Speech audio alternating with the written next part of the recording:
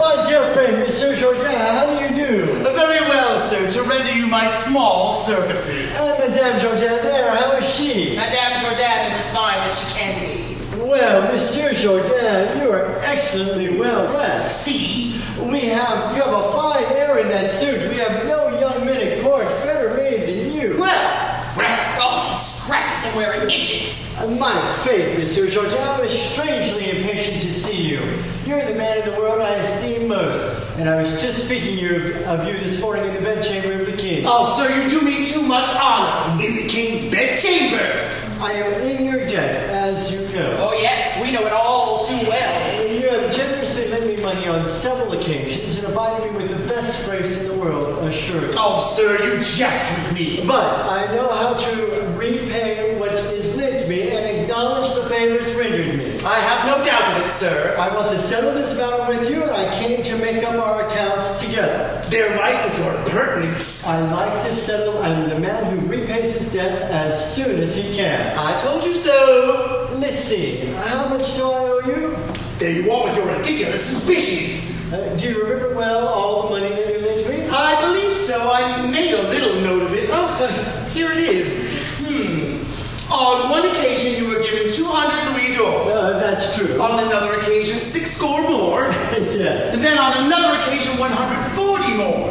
You're right. These 3 items total 440 louis d'or, which makes 5,060 livres. The account is quite right. 5,060 livres. 1,832 livres to your plume maker. Exactly. 2,780 to your tailor.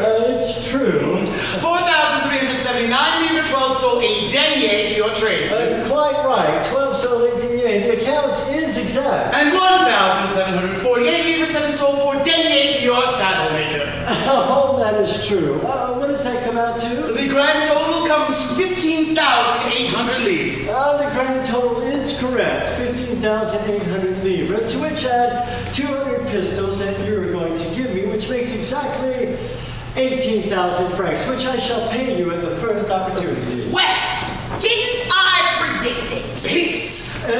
Will that inconvenience you to give the amount I say? Oh, no, sir. That man is making a milk cow out of you. Quiet, wife. If that inconveniences you, I can sink it somewhere else. Not at all, He sir. won't be content until he's ruined you. Quiet. You only need tell me if that embarrasses you. Oh, no, sir. He's a real wheedler. Quiet, wife, I tell you. He'll drain you to your last sou. Hush! I have several people who would gladly lend it to me, but since you are my best friend, I believe I would do you wrong if I asked someone else for it. It is too great an honor, sir, that you do me. I'll go get it for you. What? You're going to give it to him again? Well, what can I do? Can I refuse a man of that station who spoke of me this morning in the king's bedchamber? You are a true dupe.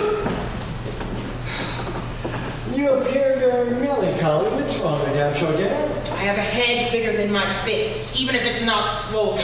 Mademoiselle, your daughter, where is she that I don't see her? Mademoiselle, my daughter, is right where she is. How is she getting on? She gets on her 2 legs. Would you like to come with her one of these days to see the ballet and comedy that we're putting on in court?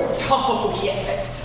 We have a great desire to laugh, a truly great desire to laugh. I think, Madame Jourdain, that in your youth you had many admirers, as beautiful and good-humored as you are. By Our Lady, sir, is Madame Jourdain decrepit, and does her head already shake with palsy? My faith, Madame Jourdain, I beg pardon. I did not remember that you were young. I am easily distracted. Pray excuse my impertinence. Here are 200 louis d'or.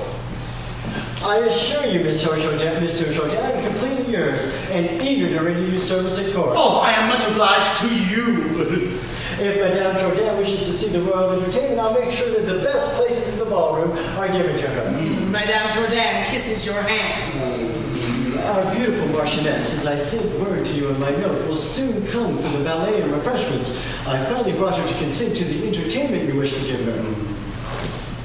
Let's move a little farther away for a certain reason. I have not seen you in 8 days, and I've sent you no news regarding the diamond that you put in my hands to present to her on your behalf. But it's because I've had the greatest difficulty in conquering her scruples. It's only today that she consented to agree to it. How did she judge it? Marvelous! Oh! And I'm greatly deceived if the beauty of the diamond does not produce for you an admirable effect on her spirit. Oh, would to heaven His presence weighs me down. I made her value, as she should, the richness of the present and the grandeur of the love.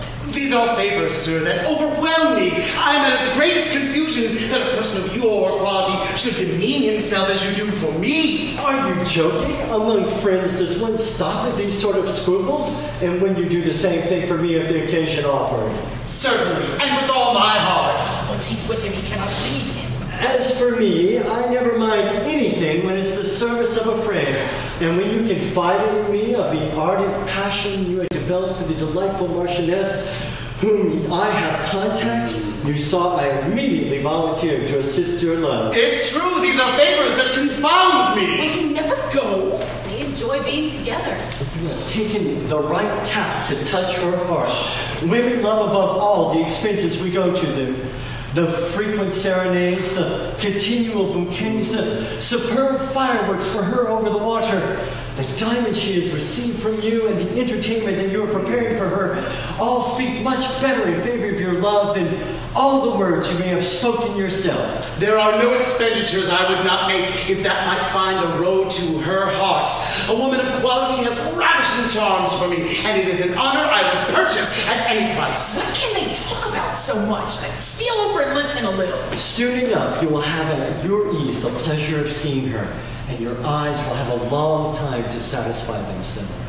To be completely free, I have arranged for my wife to have dinner at her sister's house, where she will spend all the after-dinner hours. You have acted prudently, for your wife might have embarrassed us. I've given the necessary instructions to the cook for you and for the valet.